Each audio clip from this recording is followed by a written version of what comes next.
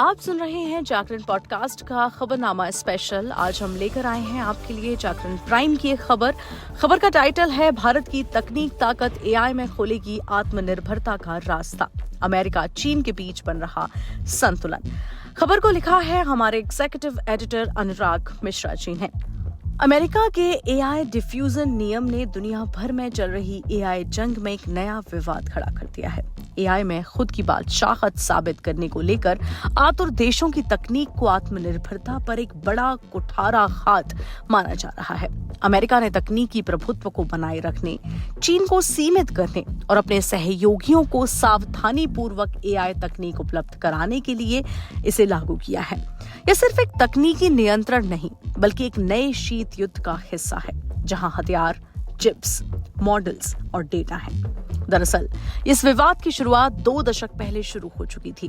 साल 2010 के दशक में चीन ने मेड इन चाइना 2025 नीति की घोषणा की। इस नीति का लक्ष्य उच्च तकनीक वाले क्षेत्रों जैसे कि एआई, 5G, रोबोटिक्स में आत्मनिर्भरता हासिल करना था। चीन की कंपनियां जैसे हुआवेई, MMIC और सेंसटाइम ने वैश्विक एआई मार्केट में प्रभाव बढ़ाना शुरू किया। अमेरिका को आशंका हुई कि टेक्नोलॉजीज न केवल आर्थिक बल्कि सैन्य क्षमताओं को भी बढ़ा सकती हैं। अक्टूबर साल 2022 में US bureau of industry and security यानी कि BIS ने एआई और हाई परफॉर्मेंस कंप्यूटिंग के लिए इस्तेमाल होने वाले उन्नत GPU चिप्स की चीन को बिक्री पर पाबंदी लगाई। अमेरिका की चीन पर तकनीक नकेल कसने की ये पहली शुरुआत थी। विशेषज्ञ मानते हैं कि भारत की टियर 2 स्थिति उसे एक सुरक्षा कवच देती है। वह अमेरिका के साथ मिलकर धीरे धीरे आत्मनिर्भरता की दिशा में बढ़ सकता है। लेकिन अगर वह तेजी से चिप निर्माण और मॉडल डेवलपमेंट में निवेश नहीं करता तो वो पीछे छूट सकता है। वहीं चीन पहले से ही अमेरिका से अलग होकर पूरी आत्मनिर्भरता की ओर आगे बढ़ रहा है। इसका रास्ता तेज है, लेकिन अलगाव मानकों से भिन्नता और सीमित प्रदर्शन की चुनौतियां बनी हुई हैं। भारत की गति भले ही धीमी हो, लेकिन वह वैश्विक एआई इकोसिस्टम में जुड़ा रहेगा। चीन तेजी से आत्मनिर्भर बन सकता है, लेकिन अलगाव और सीमित प्रतिस्पर्धा उसके लिए खतरा बन सकती है। डेटा सेंटर्स बनाने में देरी हो सकती है। दीपक शर्मा कहते हैं कि अमेरिका का एआई डिफ्यूजन नियम भारत और चीन दोनों देशों की एआई तकनीकी आत्मनिर्भरता की दिशा को प्रभावित करता है। वह बताते हैं कि भारत को टियर 2 देश के रूप में वर्गीकृत किया गया है, जिससे उसे सीमित रूप से उन्नत एआई चिप्स और बंद एआई मॉडल वेट्स पर पहुंच मिलती है, वह भी केवल लाइसेंस और सुरक्षा अनुपालन के तहत। ये भारत की स्थिति को अमेरिका के रणनीतिक साझेदार के रूप में दिखाता है। हालांकि जापान और दक्षिण कोरिया जैसे टियर 1 सहयोगियों की स्थिति इससे बिल्कुल अलग है। भारत के लिए एआई इंफ्रास्ट्रक्चर को बड़े पैमाने पर विकसित करने में बाधा आ सकती है, क्योंकि चिप आयात की एक सीमा तय कर दी गई है। इससे रिलायंस जैसी भारतीय तकनीकी कंपनियां और बेंगलुरु की एआई स्टार्टअप्स को डेटा सेंटर्स बनाने में भी देरी हो सकती है। लेकिन इसका एक सकारात्मक पक्ष यह है कि यह नियम भारत को घरेलू एआई क्षमताओं को मजबूत करने के लिए भी प्रेरित करेगा। इंडिया एआई मिशन जैसे कार्यक्रम लोकल चिप डिजाइन और ओपन सोर्स एआई मॉडल पर ध्यान दे रहे हैं। भारत अपनी क्वाड और इंडो पैसिफिक रणनीति के अंतर्गत अमेरिका से सहयोग करते हुए कुछ छूट प्राप्त करने की दिशा में प्रयास कर सकता है, जिससे चिप्स की निर्भरता कम हो। हालांकि भारत के पास अभी एक परिपक्व सेमीकंडक्टर फैब्रिकेशन इकोसिस्टम नहीं है। इसकी पहली फैब यूनिट 2026 के अंत तक शुरू होगी। तब तक TSMC और अमेरिका सप्लायर्स पर निर्भरता बनी रहेगी और इस स्थिति में यह नियम भारत को आत्मनिर्भरता की दिशा में प्रेरित करता है, लेकिन हार्डवेयर अंतराल के कारण इसकी राह लंबी होगी।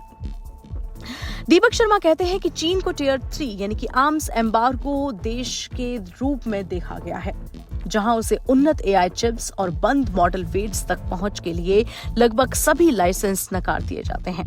यह अमेरिका की रणनीति के अनुरूप है कि चीन की एआई आधारित सैन्य और आर्थिक शक्ति को सीमित किया जाए। वहीं भारत और चीन के सहयोग की संभावनाएं और बाधाओं पर बात करें तो चीन का केंद्रीकृत मॉडल और भारी सब्सिडी भारत के लोकतांत्रिक और सीमित बजट वाले सिस्टम से मेल नहीं खाती। भारत में SMIC जैसा कोई बड़ा चिप निर्माता नहीं है। भारत अमेरिका संबंधों के चलते चीन पर निर्भरता जोखिमपूर्ण हो सकती है।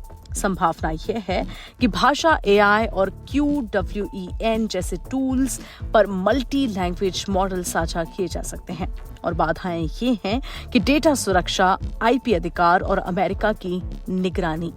हार्डवेयर सप्लाई चेन की अगर बात करें तो संभावना ये है कि हुवेई, एसेंट जैसे चिप्स को कम संवेदनशील प्रोजेक्ट्स के लिए इस्तेमाल किया जा सकता है।